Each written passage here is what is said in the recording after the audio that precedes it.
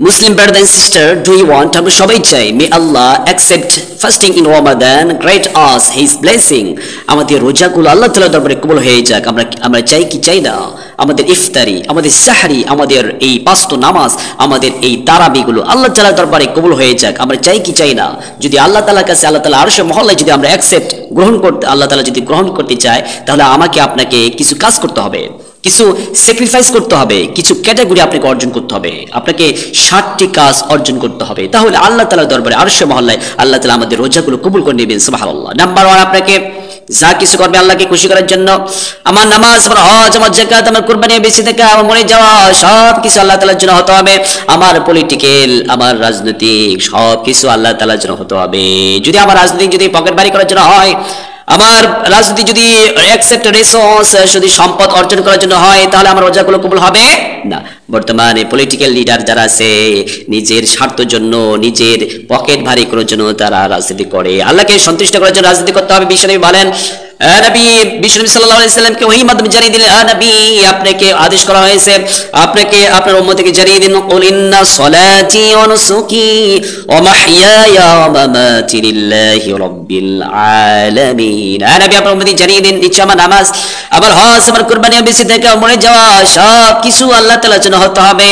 Number 2, আপনাকে অর্জন করতে হবে, সময় অনুযায়ী কাজ করতে হবে। কবি ইকবাল বলেন, আজকা কাম কাল পারনা ডাল, সময় কারোর জন্য অপেক্ষা করে না, time and time wait for none, সময় কারোর জন্য অপেক্ষা করে না। তার মানে সময় অনুযায়ী আপনাকে সকল ফরজ আদায় করতে হবে, সময় মতো আপনাকে নামাজ পড়তে হবে, সময় মতো আপনাকে সাহরি খেতে হবে, সময় মতো আপনি ইফতার খেতে হবে, সময় অনুযায়ী আপনাকে কাজ করতে হবে। নাম্বার 3, আপনাকে সাহরি করতে হবে সময় মতো, সাহরি করতে হবে সময় মতো।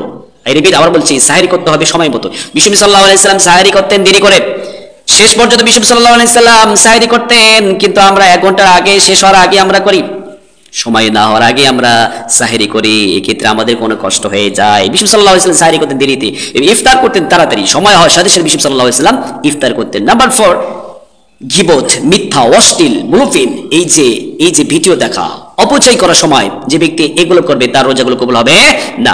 রাব্বুল বিশ্বনবী সাল্লাল্লাহু আলাইহি সাল্লাম বলেন, মাল্লাম ইয়াদাউ ক্বালা যুর আমাল বি ফালাইসা বিল আন আজাতা আনি আদু তাম শারাব। বিশ্বনবী বলেন, আমাদের শুনে শোনো, যে ব্যক্তি সবে সাদেক থেকে সূর্য অস্তমিত পর্যন্ত না খেয়ে থাকলো, রোজা রাখার জন্য নিয়ত করে, কিন্তু সে ব্যক্তি মিথ্যা পরিহার করতে পারলো না, গীবত পরিহার করতে পারলো না, অশ্লীল কাজ থেকে বিরত রাখতে পারলো না, তার না খেয়ে থাকা রব্বুল আলামিনের কাছে কবুল হবে না, রব্বুল আলামিনের কাছে এগুলো কবুল হবে না। রোজা রাখা অবস্থায় নাম্বার 4, আপনাকে ধৈর্য ধারণ করতে হবে, প্রচুর পরিমাণে আপনাকে ধৈর্য সহনশীল আপনি হতে হবে। কেউ যদি আপনাকে গালি দেয়, পাল্টা আপনি গালি দিতে পারবেন না। কেউ যদি আপনি আঘাত করে, আপনি পাল্টা আঘাত করতে পারবেন না। কিন্তু দেখা যায় অনেক জায়গায় এই রোজার মাসে মারামারি, কাটাকাটি, তারপরে গালাগালি, অশ্লীল গাল আসে না দেয়, তার মানে আপনার রোজাগুলো কবুল হবে না। নাম্বার 5, আল্লাহ তাআলার ইবাদত করতে হবে। আল্লাহ তাআলা যত হুকুম আহকাম বলেছেন এগুলো আপনাকে বাস্তবায়ন করতে হবে। আল্লাহ তাআলা যা নিষেধ করেছেন আপনাকে বর্জন করতে হবে, যা হুকুম করেছেন অবশ্যই আপনাকে পালন করতে হবে সাধ্যমতে। নাম্বার 7, আপনাকে অবশ্যই হালাল রিজিক অর্জন করতে হবে। আপনার উপার্জন করতে হবে হালাল রিজিক, অল হালাল। আপনাকে অল হালাল হতে হবে, আপনার পোশাক হতে হবে হালাল, আপনার জামা হতে হবে হালাল, আপনার রক্ত হতে হবে হালাল। তাহলে আপনার এই ইবাদতগুলো কবুল করে নেবেন কে? হালাল পন্থা অবলম্বন করতে হবে। বিশ্বনবী সাল্লাল্লাহু আলাইহি সাল্লাম যেমন একজন ব্যক্তি খানা কাবায় বলতেছে, আল্লাহ তোমার রহমান নবী ইসলামকে maaf করে দাও, হাইয়ুল কাইয়ুম নবী ইসলাম maaf করে দাও। বিশ্বনবী সাল্লাল্লাহু আলাইহি সাল্লাম বলেন, যে ব্যক্তি হাইয়ুল কাইয়ুম নবী ইসলাম, যে ব্যক্তি দোয়া করবে, রব্বুল আলামিন বলেন তাকে ক্ষমা করতে, তার দোয়া কবুল করে নেই, অতি তাড়াতাড়ি না করলে আমার লজ্জা হয়। বিশ্বনবী সাল্লাল্লাহু আলাইহি সাল্লাম সাহাবী দেখলেন, ইয়া রাসূলুল্লাহ সাল্লাল্লাহু আলাইহি ওই ব্যক্তি যা দোয়া করতেছেন, এই ব্যক্তি যা দোয়া করলো এত অর্জন করতেছে, খানা কাবায় সামনে নিয়ে আল্লাহর কাছে দোয়া করতেছে, হাজির বলতেছে, অবশ্যই এই ব্যক্তিকে আল্লাহ জানি তাকে maaf করে দিয়েছে, এত ইবাদত করছে, এত আল্লাহ তাআলাকে কাকুতি মিনতি বলতেছে। বিশ্বনবী সাল্লাল্লাহু আলাইহি ওয়াসাল্লাম বলেন, তা ও সাহাবী, ওর দোয়া কবুল করেন নাই আল্লাহ? সাহাবায়ে কেরাম অবাক হয়ে গেলেন, ইয়া রাসূলুল্লাহ হাইয়ুল কাইয়ুম নবী রাসূল বলছেন, আল্লাহ সিফাতে নবী রাসূল আল্লাহ কসম করে বলছে সে ব্যক্তিকে দোয়া কবুল হবে না। বিশ্বনবী সাল্লাল্লাহু আলাইহি ওয়াসাল্লাম, না কেন ইয়া রাসূলুল্লাহ? বিশ্বনবী সাল্লাল্লাহু আলাইহি ওয়াসাল্লাম বললেন, ওই ব্যক্তির ভিতরে যে পোশাক পরে আছে ওটা হারাম, আর শরীরে যত রক্ত আছে এগুলো হারাম উপার্জন দিয়ে তৈরি করা, তার ইবাদত আল্লাহ তাআলার কাছে কবুল হবে না, কারণ তার সবকিছু টোটালি হারাম।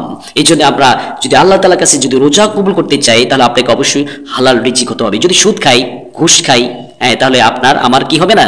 দোয়াগুলো কবুল হবে না। আসুন আল্লাহ তাআলা যেভাবে আমাদের পদ্ধতি নিয়ম অনুযায়ী বিশ্বনবী সাল্লাল্লাহু আলাইহি ওয়াসাল্লাম যেভাবে বলেছেন সেভাবে আমরা যেন এই সাহরি ইফতার, তারাবি, এবার পাঁচ ওয়াক্ত নামাজ এবং পানাহার থেকে বিরত রাখা। আল্লাহ তাআলা আমাদের প্রত্যেকেই এই রোজাগুলো আমাদের কবুল করুন, আমিন।